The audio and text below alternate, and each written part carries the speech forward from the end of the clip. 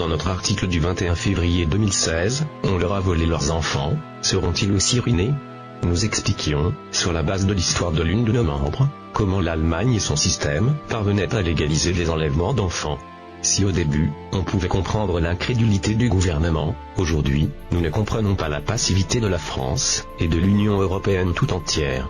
Cela dit, à la demande de Valérie, nous publions son témoignage, afin de vous permettre de suivre l'évolution de sa situation. Il faudra bien du courage à Valérie, et à sa petite famille qu'elle a su patiemment reconstruire, pour résister à un système qui non seulement vole des enfants, mais encore détruit la vie de leurs parents. C'est en 1997, alors qu'elle est encore étudiante, que Valérie rencontre son futur mari. Il est de nationalité allemande. Ils se marient l'année suivante, et Valérie attend rapidement leur premier enfant. Zoé naît en 1999. Cette année, Valérie obtient sa licence en sciences sociales et ergonomie du travail. Son époux souhaite qu'elle puisse élever ses enfants, tout comme l'a fait sa mère, une tradition forte dans la famille allemande. Valérie accepte et met entre parenthèses ses études.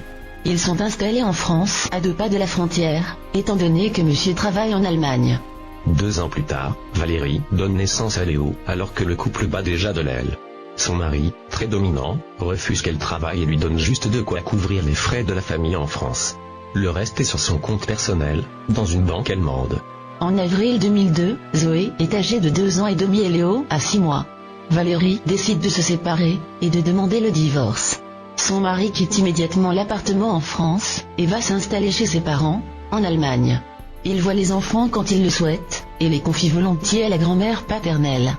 En revanche, il refuse de donner à Valérie la pension alimentaire fixée d'un commun accord.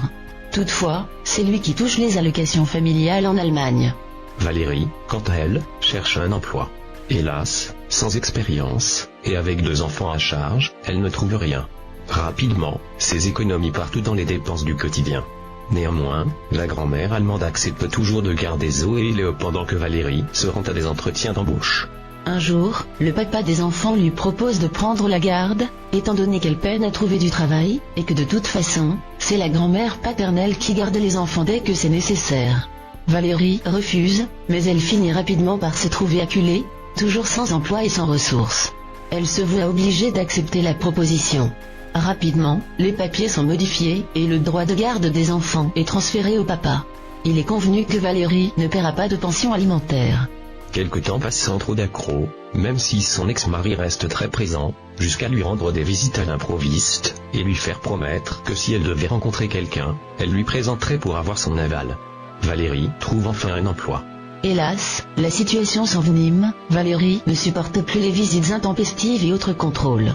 Sans cesse, son ex-belle-mère lui fait des reproches, lui explique que Zoé fait des cauchemars quand elle revient de chez sa mère, qu'elle vit mal le fait de devoir lui rendre visite.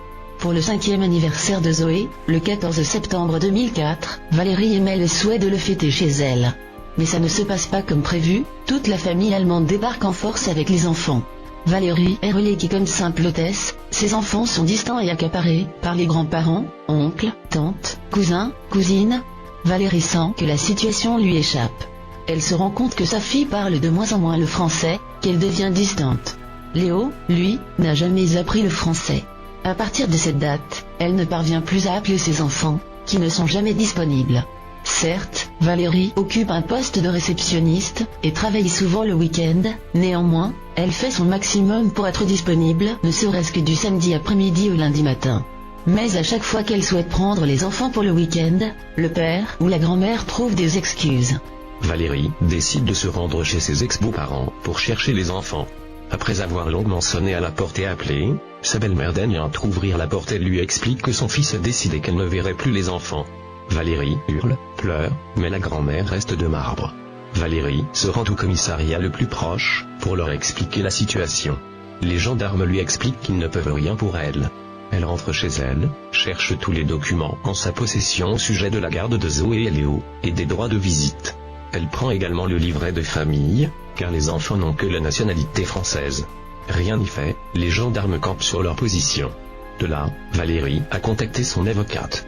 S'agissant d'un divorce à l'amiable, cette dernière lui a expliqué qu'il faudrait reprendre toute la procédure, et qu'en outre Valérie n'avait aucun recours, si ce n'est de demander l'exécution du jugement de divorce en Allemagne. Pour cela, il faudrait prendre un avocat allemand en sachant que le divorce serait non pas traduit, mais rejugé, et qu'elle ne pourrait sans doute pas faire valoir ses droits.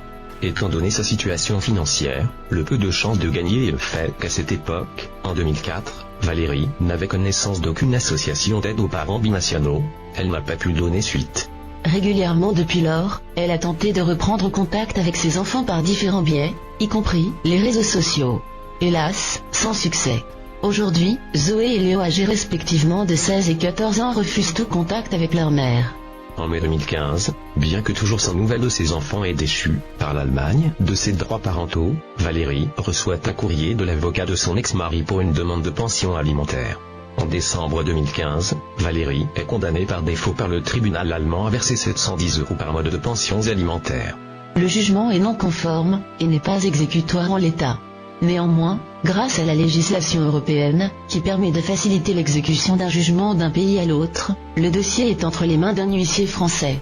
En effet, un document, annexe première, du Bruxelles de bis, complété par le greffe du tribunal allemand, permet de faire exécuter tout jugement, même s'il n'est pas conforme aux lois.